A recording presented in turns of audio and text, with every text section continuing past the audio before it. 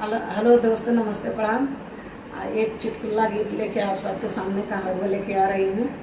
आप सबको जरूर पसंद आएगा। लाइक का सब्सक्राइब जरूर करके। ऊंची सड़क नीची बगिया हो, बनारा भागत जाय, बनारा भागत जाय। ऊंची सड़क नीची बगिया हो, बनारा भागत जाय।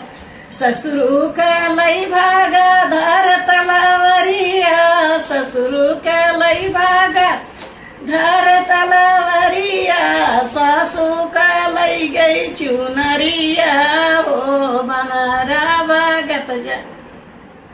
सासू का लई गा चुनरिया हो, बनारा भागत जा।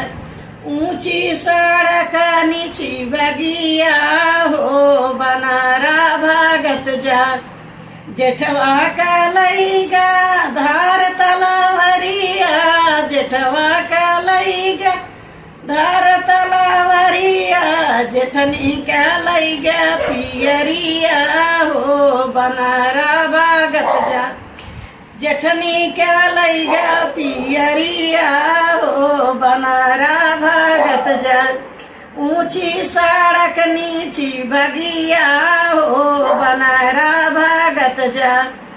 देवरा का लईगा लाल लंगोटिया, देवरा का लईगा लाल लंगोटिया।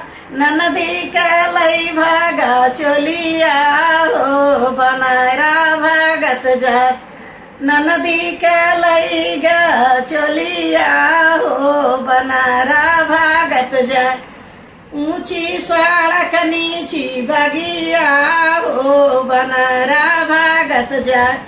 ऊंची सड़क नीची बगिया हो, बनारा भागत जा।